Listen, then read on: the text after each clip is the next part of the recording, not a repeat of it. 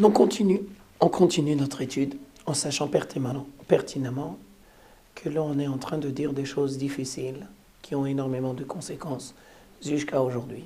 Mais en fin de compte, c'est pas moi, c'est le texte et les Chachamim. Quand on finit le premier chapitre, là en fin de compte, on est en droit de se poser une très grande question. Dieu, où est-il? Est-ce que Dieu aurait abandonné la communauté d'Israël? Est-ce que les Égyptiens peuvent faire tout ce qu'ils désirent? Je précise, cette question a commencé en Égypte. Mais dans l'histoire juive, on se la pose souvent. C'est-à-dire, Dieu cache sa face. On ne voit pas la présence juive en Égypte de Dieu. Alors je me dois tout de suite de préciser qu'il y a un très grand contraste entre le début de l'histoire et de la fin de l'histoire. Parce que de la fin de l'histoire, c'est Dieu qui va nous faire sortir d'Égypte. Et on ne peut pas ne pas voir la présence juive de Dieu, la présence de Dieu en Égypte. Il va tout utiliser, toutes les capacités, pour faire sortir la communauté d'Israël de l'Égypte. C'est-à-dire que si dans un premier temps, Dieu a caché sa face, dans un deuxième temps, il a dévoilé sa face. Et donc, le livre de Shemot est là pour nous apprendre qu'il y a un antagonisme. Des fois, Dieu cache sa face, et des fois, Dieu dévoile sa face. Alors, quel est le point commun entre les deux? C'est qu'il est toujours présent. Et que des fois, Dieu cache sa face, et que des fois, Dieu dévoile sa face. On peut se poser la question, quelles sont les raisons pour lesquelles Dieu fait ça? C'est une grande question, avec énormément de réponses. Je vous propose une réponse. Le début du deuxième chapitre, c'est la réponse à notre autre question. Quand on termine le premier chapitre et qu'on arrive à l'extermination de la communauté d'Israël, alors on est dans l'incapacité de comprendre, mais est-ce qu'on pourra s'en sortir? On est dans l'incapacité de comprendre, est-ce qu'il y aura une fin à cet enfer? Et comment commence le deuxième chapitre?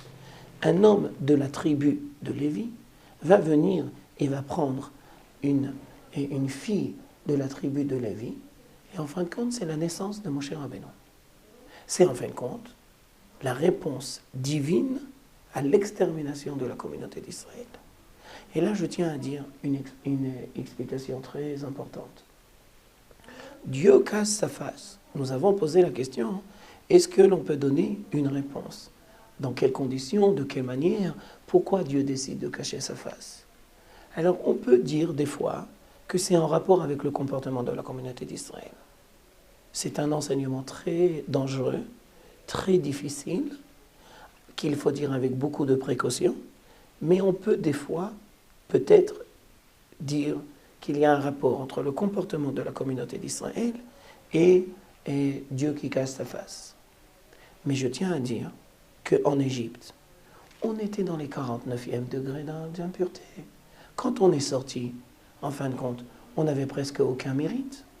Alors pourquoi Dieu a décidé de nous faire sortir d'Égypte, si en fin de compte, on n'avait aucun mérite? Réponse, pour nous apprendre que le lien qui unit la communauté d'Israël et Dieu, c'est un lien qui ne passe pas forcément par les mérites de la communauté d'Israël. Et donc ce serait une erreur de croire, une erreur très grave de vouloir croire que chaque fois que Dieu cache sa face, ça voudrait dire que la communauté d'Israël est dans l'erreur et dans la faute. Puisque quand on est sorti d'Égypte, on était encore dans la faute. On était dans les 49e degrés d'impureté. Et pourtant, Dieu aime la communauté d'Israël.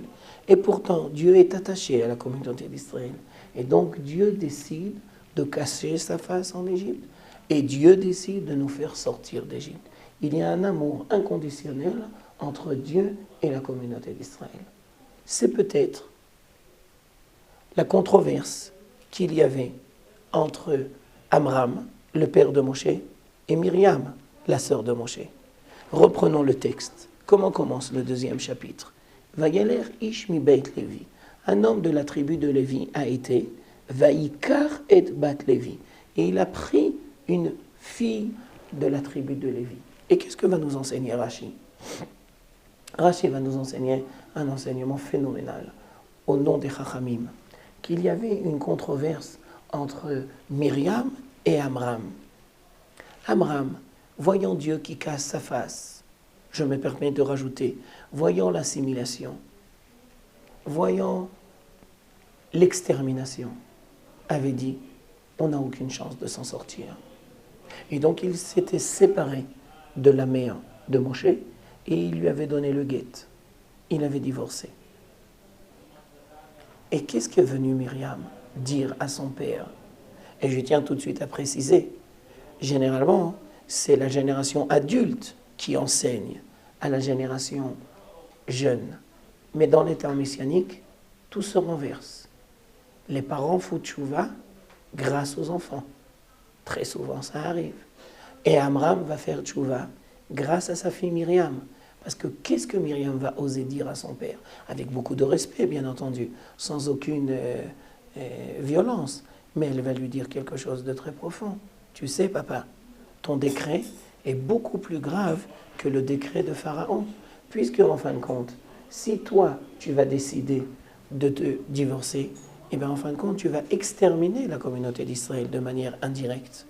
En fin de compte, ça voudrait dire que tu ne crois pas que Dieu est là pour nous faire sortir d'Égypte. Et en fin de compte, la croyance de Myriam, que Dieu n'abandonne jamais la communauté d'Israël, que même si Dieu casse sa face, il peut aussi la dévoiler, la croyance de Myriam, c'est celle qui va donner naissance à Moshe Rabbeinu. Moshe Rabbeinu est né grâce à la croyance de Myriam, puisque grâce aux paroles de Myriam, Amram va retrouver son épouse et donc il va donner naissance à Moshe Rabbeinu. Heureusement que Myriam était là. Elle a pu permettre la naissance de Moshe Rabbeinu. Et donc Myriam est là pour nous apprendre que même si Dieu casse sa face, il peut toujours la dévoiler.